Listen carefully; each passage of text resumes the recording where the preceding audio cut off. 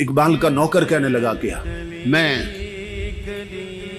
सोया हुआ था अपने कमरे में, रात के 2, 3 या 4 बजे का वक्त होगा। अल्लामा इकबाल ने मुझे आके जगाया और मुझे फरमाने लगे कि मेरे एक मुअज़्ज़ज़ मेहमान आए हैं, तो उठो उनके लिए कहीं से ताज़ा लस्सी बनवा के लाओ। कहते मैं उठा, मैं हैरान हुआ कि इस वक्त मेहमान आए हैं और लस्सी पीना चाहते हैं, ये बड़ी अजीब बात है।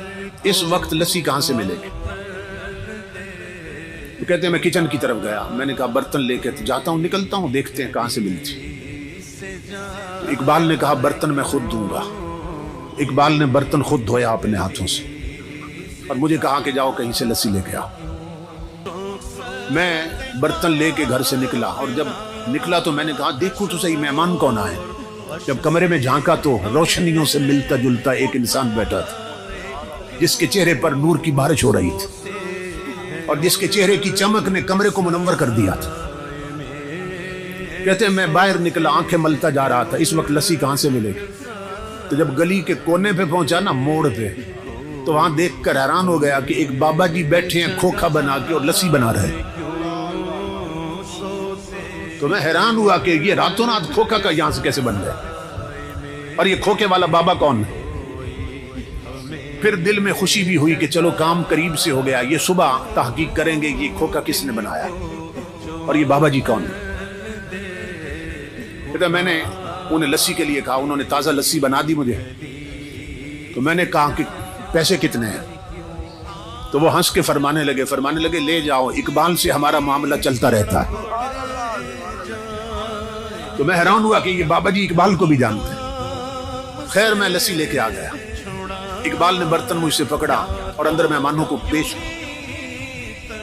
मैं अपने कमरे में बैठा था और सोच रहा था कि अब मेहमान रात रुकते हैं या चले जाएंगे, अभी क्या सूरत हाल बनती। तो मैंने महसूस किया कि मेहमान उठे हैं वापस जाने के लिए। इकबाल के सीने लगे, इकबाल का माथा चूमा उन्होंने और दरवाजे से निकले। मैंने इकबाल को आवाज दी, मैंने कहा अल्लामा साहब मैं दरवाजे कुंडी लगा देता हूँ, आप आराम फरमाएं।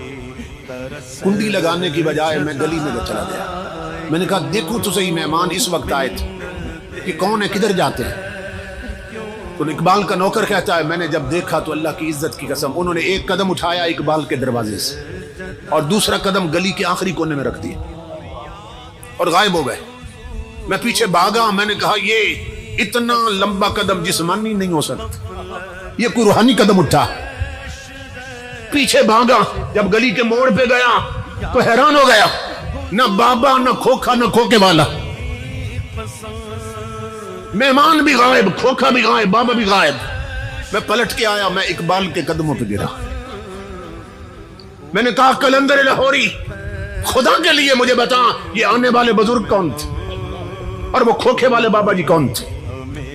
इकबाल ने कहा ना छेड़ मलंगना, जब अपना काम करो। मैंने कहा मेरी जिंदगी गुजरी है खिदमत में, खुदा के लिए मुझे बताएं कौन थे। इकबाल ने कहा मेरे साथ एक वादा करो तो बता देता हूं, मेरी जिंदगी में ये राज फाश नहीं करोगे। मैंने कहा अल्लामा साहब मैं वादा करता हूं। इकबाल ने कहा सुन अल्लाह की इज्जत की कसम, आने वाले गरीब नवाज थे, खोखे वाले दाता अली हजवेरी थी। इसी पर इकबाल कहता है फना कैसी बका कैसी, जब उसके आशना ठहरे, कभी इस घर में आ निकले कभी उस घर में जा ठहरे। जो अल्लाह वाले बन जाएं, अल्लाह से लो लगा ले, हुजूर के गुलाम बन जाएं, मौत भी उन्हें मार नहीं सकती, उनकी कब्रें भी जिंदा रहती हैं।